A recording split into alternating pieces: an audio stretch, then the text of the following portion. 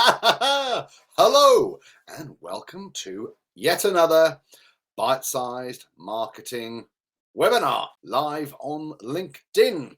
Now, as usual, I will just check that we're live as we go through. But look, while people are being informed of this live event, let's have some chat about what's coming up in the next couple of weeks. So, tomorrow, Wednesday at 1 p.m., I'm doing my first LinkedIn audio chat with the lovely Claire Sewell. And we're going to be talking about how to attract your ideal customer consistently. Now, some of you may already know Claire. She is a coach and she specializes in helping women within their business. She is a fantastic person and has a great personality. I'm really, really looking forward to us chatting. And I'm looking forward to the fact that I don't have to do my hair and makeup tomorrow or have a shave because it's audio. And for those that are familiar with Clubhouse, it's LinkedIn's version of Clubhouse. It's being rolled out. It's in beta testing, I guess, to some of the creators on here. And well, look, I don't know what it's going to look like. I don't know how it's going to turn out. But what I do know is it'll be absolutely fine. We are going to go live on this audio platform at 1 o'clock on Wednesday. So please join us, because the interesting bit is, rather than me here on the LinkedIn Live, where I can only interact with you through the chat, and that's actually just pretty one way, we will be able to interact with you in terms of you can raise your hand and then you can contribute to the conversation, or you can ask a question live and we'll be able to hear you but not see you. So all very exciting. Yeah, maybe I won't be saying that after midday tomorrow, but look, what's the worst that could happen, eh? So if you're not going to tune in to hear me, tune in to hear Claire and what she's got to say. Now, I've just checked and we are definitely live on the old LinkedIn. So that's good. I'm just going to get it up, as it were. Oh, Vicar. Yeah, so sorry, I just turn it down, but I can see it, so I can see how many people are on. It says there's 4 people on, a whole 4 people worldwide. If you're watching, tell me that you are in the chat, please. It does give me encouragement. And hello to all those that watch on catch up, which I know a lot of people do. So today we are going to dive in and talk about simple funneling. Now, for those of you who aren't familiar with funneling, there are sales funnels, there are marketing funnels. Today I'm going to be sort of reasonably generic about what I talk about because it's quite a detailed subject.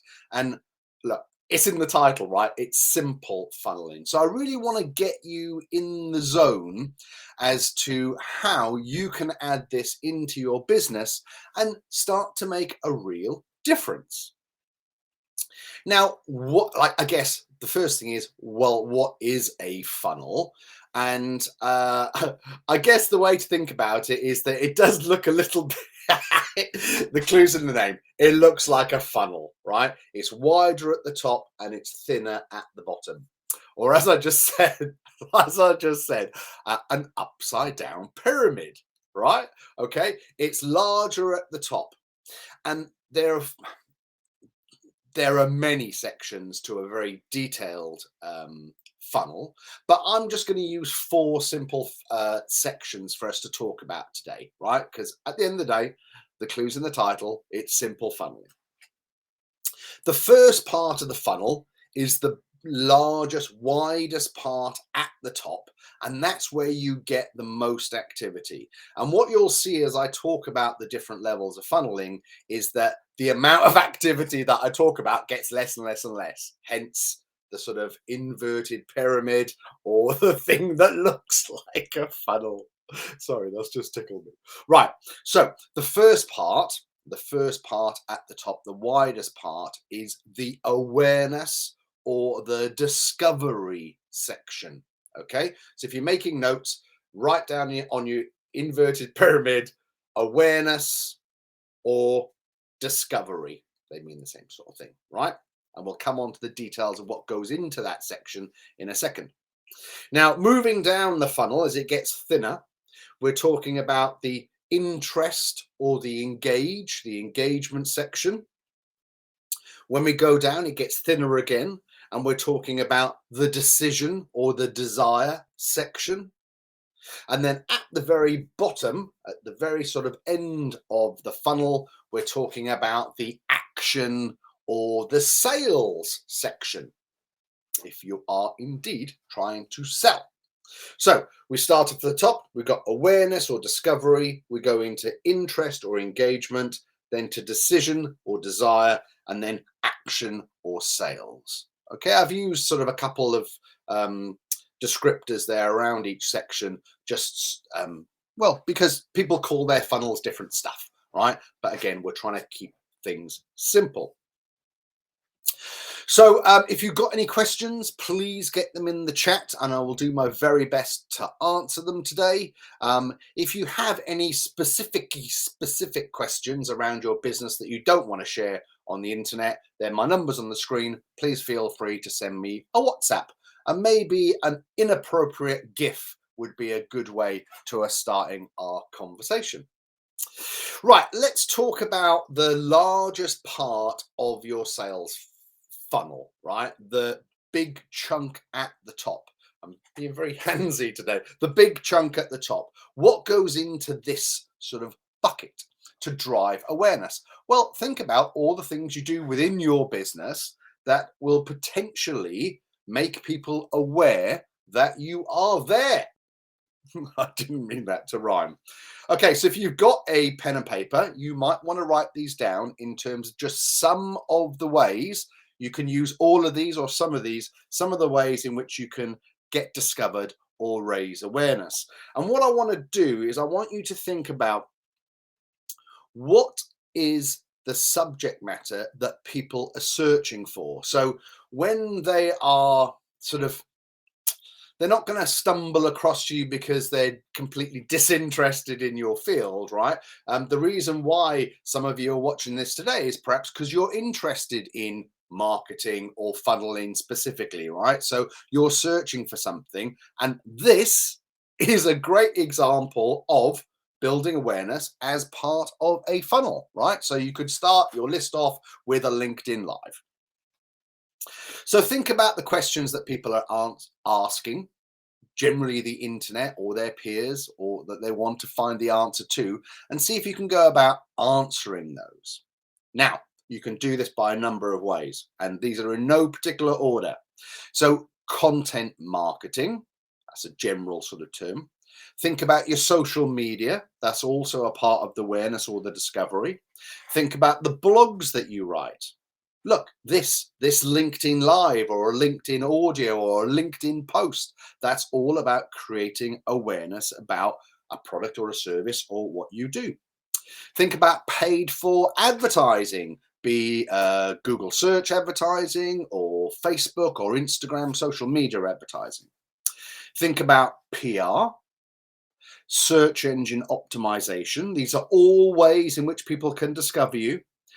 Think about physical networking. Don't think about everything being digital these days. Let's not forget that sort of socializing, being at a party, if you like, or being at a networking event or structured networking event, that could all be a part of your sales funnel. Like I said, going to events, things like podcasts, maybe you've got a brochure or an ebook, maybe you're at a trade show, maybe you send out emails, maybe even your email signature, a YouTube channel, your website, collaborations, and I guess the catch all to the awareness part is your marketing plan, right? So think about the awareness or the discovery part of the funnel being your marketing plan, right? And the details of your marketing plan. Whew, that's a pretty long list. And so it should be, because the awareness or the discovery section of your funnel should be the fattest part. It's the bit where you want to put the most effort in. Okay. I can't see any questions popping up in the chat yet, so I must be explaining it all well, right? The next section, so as we come down and the funnel gets thinner, it's the interest or the engage. So they've discovered you, and how now do you go about answering their questions in more detail and them finding them being them as in your target market being interested in you, or start the engagement process. All right, start to interact with you. So this could be via your website, but via a number of ways or features on your website, but maybe a specific landing page, all right, where you're describing a product or service in a lot more detail. That could be some way of you starting to engage. Or maybe on your website, you've got a pop-up chat, a live chat facility, or a WhatsApp widget. Maybe you can start to sort of drive interest or engage there. Maybe you've written an article or a blog, or you could have it a little bit gated if you want to, but you could give away part of an ebook, or you could give away a whole ebook, or you could have access to your brochure, or even maybe to a club. Maybe you've got a group on Facebook that people could join. Maybe you could send them an email which would scope out a little bit more about your products or services. Maybe you could host a live webinar like we're doing now. And, again, I would ask, please, any questions you've got, pop them in the chat, or you can WhatsApp me if you've got a more detailed question. These are all things that I am doing to try and create a little bit of engagement and a little bit of interest in the services that I offer. Real-time example. Or maybe you are in a field where writing a white paper or some kind of guide to something specific is up your street. Or maybe it's about answering frequently asked questions. These are all ways in which you can engage or attract interest in a particular subject. All right, so don't forget, we're going down the funnel, and as we go down towards the bottom, the amount of things that you need to put into these areas reduces.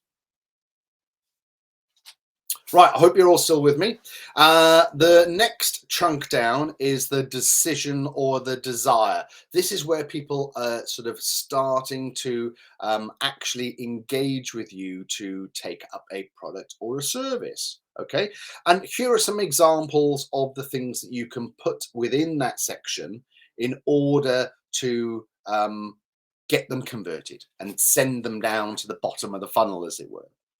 So think about engaging people with maybe a sales call. And I don't mean a pushy sales call. I mean a specific one, maybe to arrange a meeting or to invite someone to a specific meeting.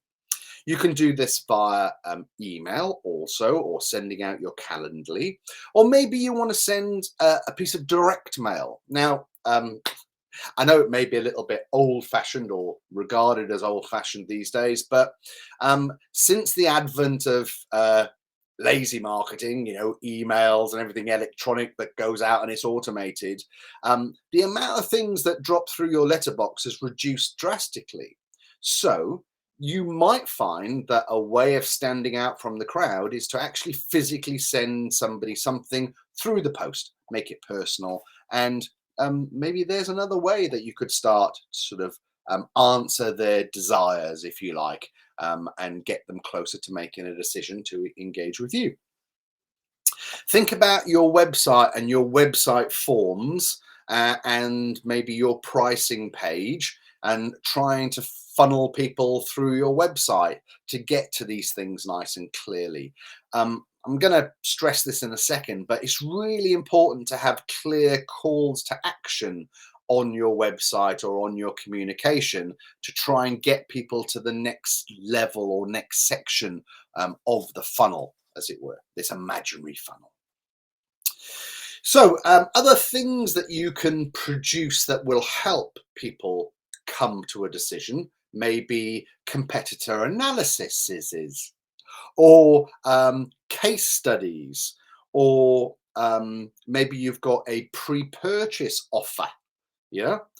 You know, think about sending them something to warm them up. So if, as an example, maybe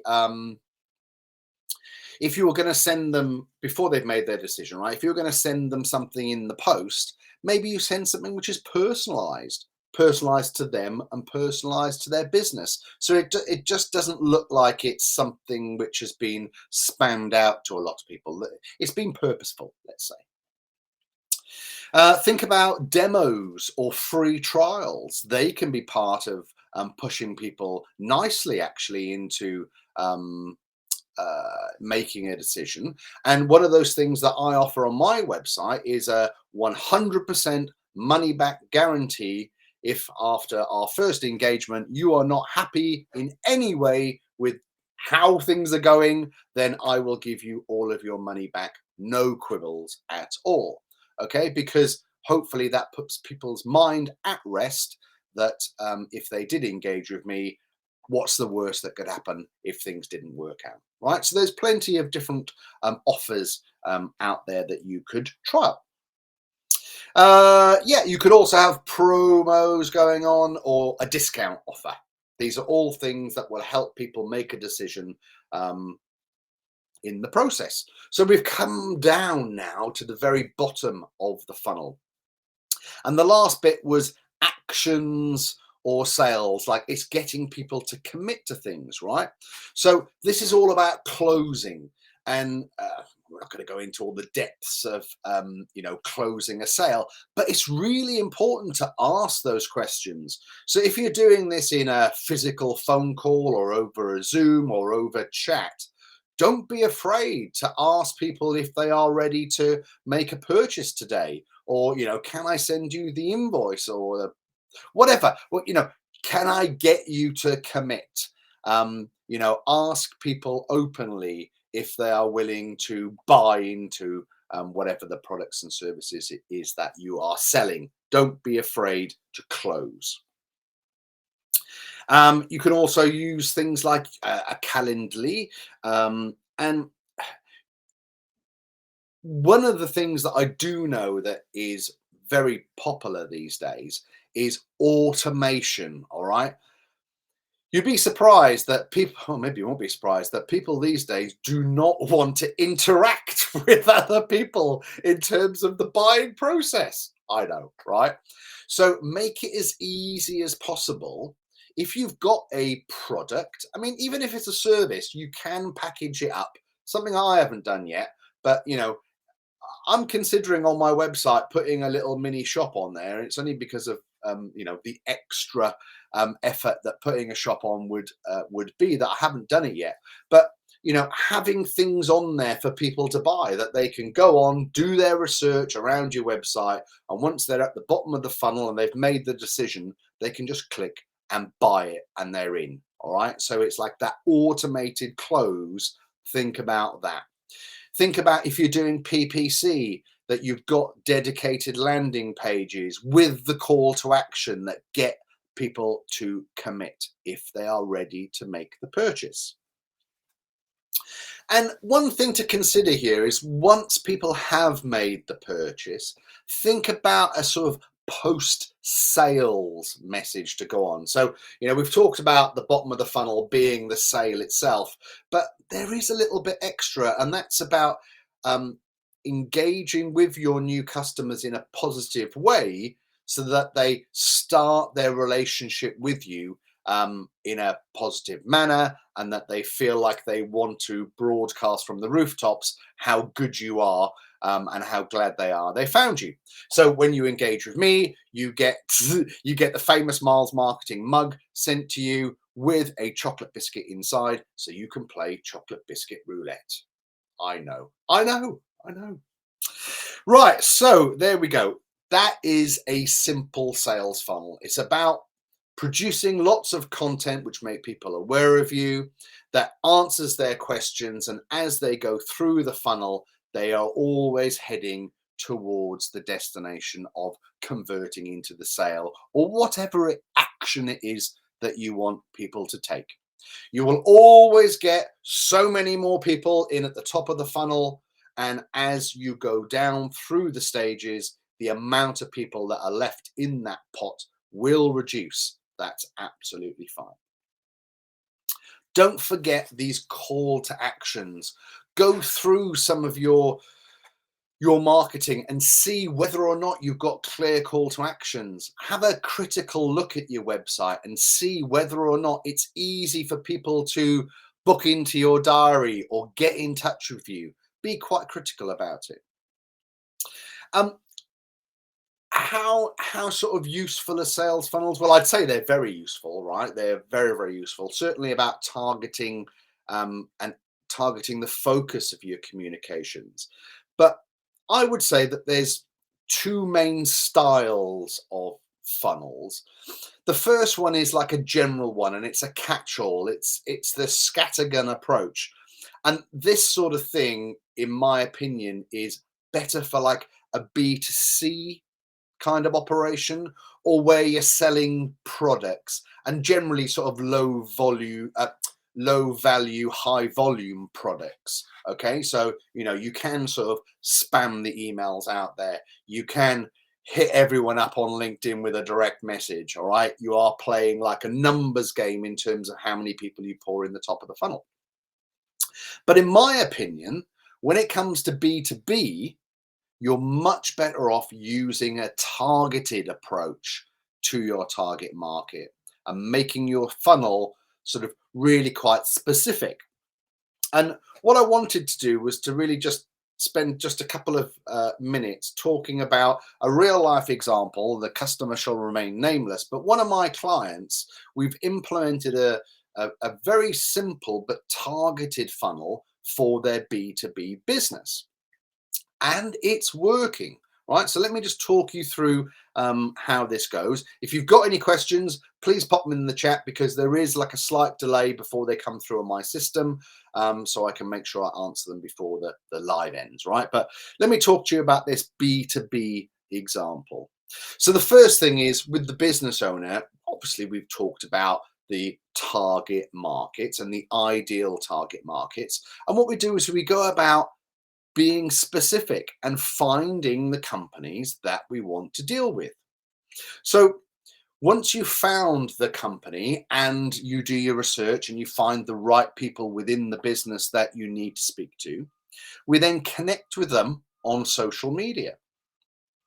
And we connect with them and we interact. Now, there are some really important bits to pick up on here. The amount of times that I get a request to connect on LinkedIn, and it's all very polite, and I accept their request. And then straight away, no messing around, I get the sales message in my inbox. Hello, Miles, I am amazing at doing whatever. I think we should do business. Like, it's ineffective for me. It turns me off completely and I do not engage. And especially when you bombard me 3 or 4 times after, asking me if I got their previous mail or whether or not I might have missed their previous mail, right?